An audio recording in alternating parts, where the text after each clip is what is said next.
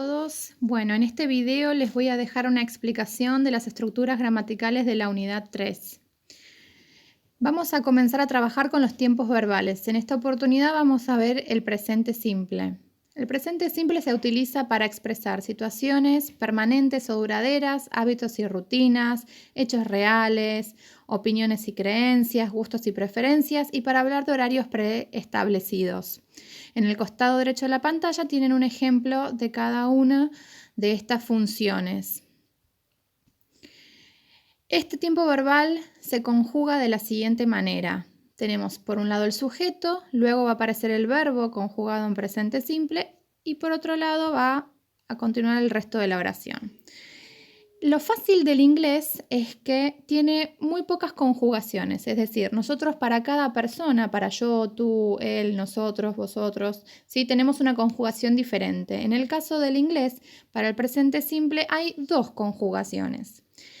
Se modifica solamente la forma del verbo para la tercera persona del singular, que es él, he, she, ella, it, eso. En ese caso, se le agrega una S al verbo en infinitivo y de esta manera conjugamos al verbo en presente simple.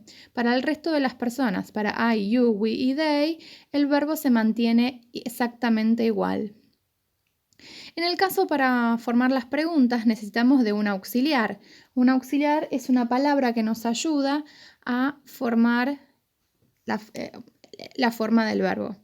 En el presente simple tenemos dos auxiliares, do y does, que depende la persona, es el que vamos a usar. Para I, you, we y they vamos a utilizar do y para he, she o it, a la persona que le agregamos la S, vamos a usar does. ¿Sí? En las preguntas necesitamos hacer una inversión. Vamos a arrancar primero con el auxiliar, después con el sujeto y después con el verbo. Entonces, por ejemplo, voy a decir, do you play football? Does she play football? Y para negar también vamos a utilizar a estos dos auxiliares agregándole la palabra not. Entonces yo voy a decir I do not play o I don't play football. Yo no juego al fútbol. She doesn't o she does not play football.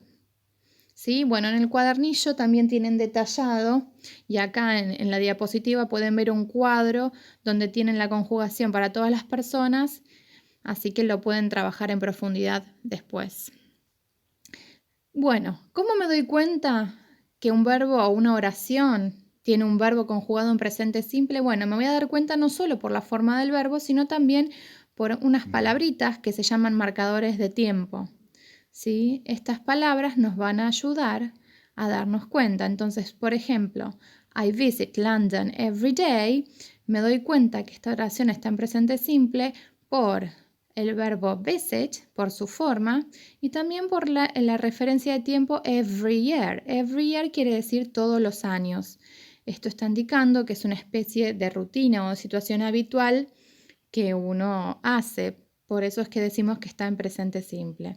En esta diapositiva van a encontrar un cuadro también con otras expresiones típicas que se utilizan en presente simple, como pueden ser los adverbios de frecuencia, always, sometimes, never, seldom y otras expresiones más. Bueno, vamos a continuar ahora con la estructura sustantivo-sustantivo.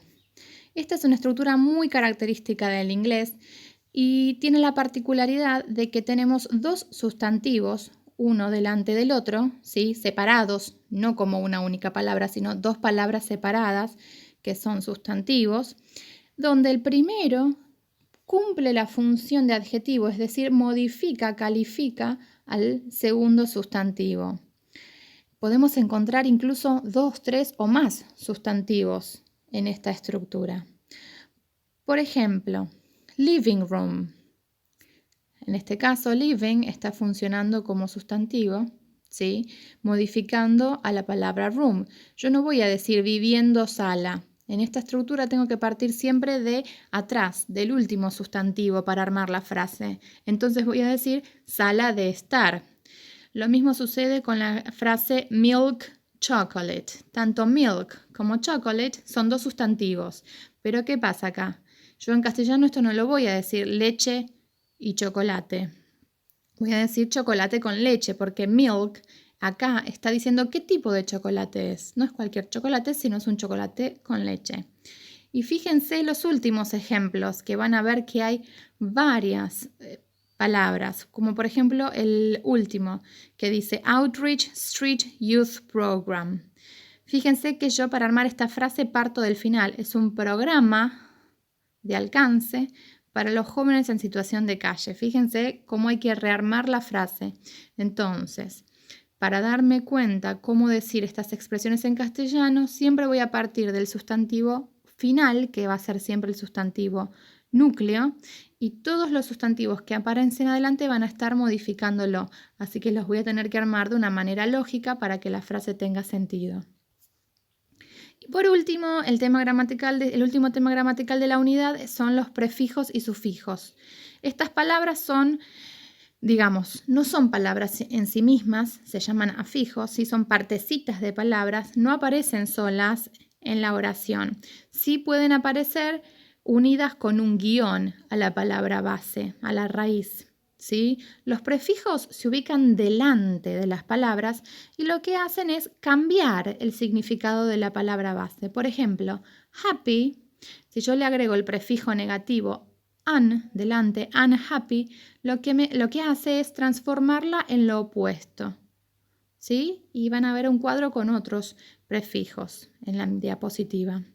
Y por último, los sufijos se agregan al final de las palabras, de la raíz, ¿sí? Y lo que hace es cambiar la categoría gramatical, ¿sí? Por ejemplo, yo tengo el verbo work, trabajar, le agrego el sufijo er, worker, y paso de un verbo a un sustantivo, ¿sí? En esta diapositiva también tienen más ejemplos. Es importante conocer a estos prefijos y sufijos porque el inglés forma muchísimas palabras de esta manera.